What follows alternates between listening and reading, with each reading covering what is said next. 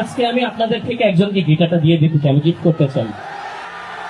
শুভ কান্না করে দিছিল সাইডে গিয়ে, আমি ওই দিন কান্না করি নাই, কেন জানেন?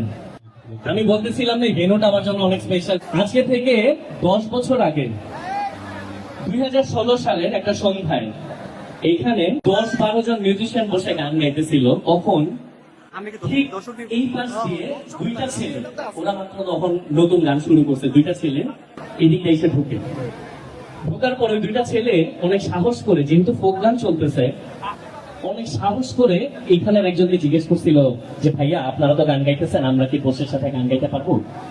তো খুব লাকিলি একজন ভাইয়া গান গাওয়ার পারমিশনটা দিলেন। দেওয়ার পর ওনারা গান গাইতেছে একসাথে, ওই দুইটা ছেলে ওনাদের সাথে গান গাচ্ছে।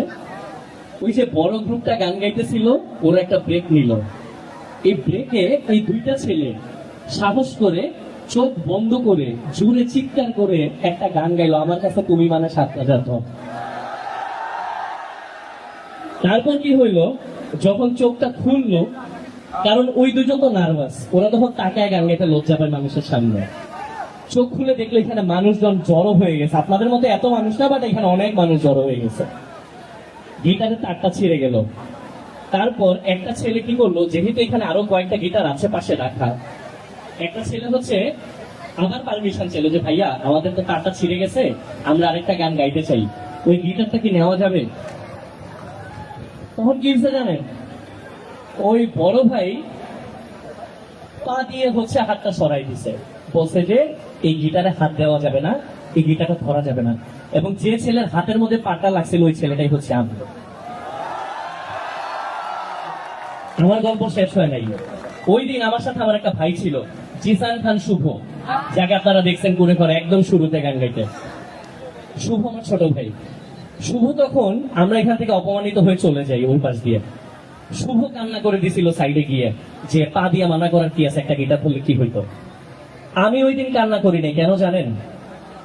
আমার বিশ্বাস ছিল আমি একদিন না একদিন এই স্টেজে এখানে পারফর্ম করব, এবং এবং আমি ওই দিন প্রমিস করছিলাম আমি যেদিন এখানে প্রথম পারফর্ম করব, আমার বাজানো গিটারটা আমি একজনকে দিয়ে দিব।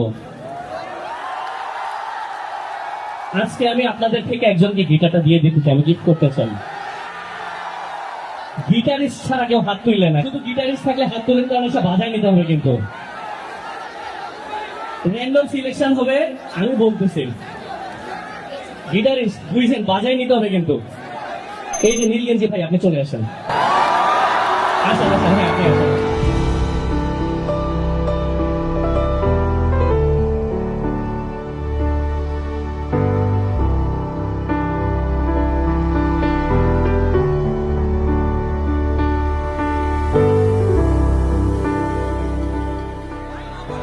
আপনি স্টুডেন্ট শিখতেছেন, ওকে ফাইন। কি নাম আপনার? আরিয়ান। আমি হচ্ছে আরিয়ান ভাইকে আমার গিটারটা দিয়ে দিচ্ছি।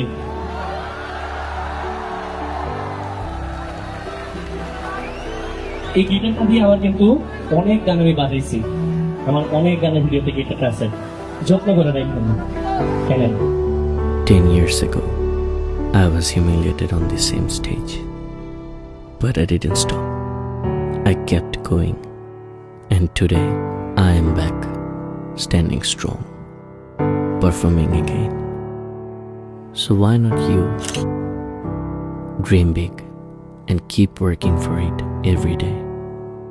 One day, you will turn that dream into reality. আমরা চাইলেই সম্ভব।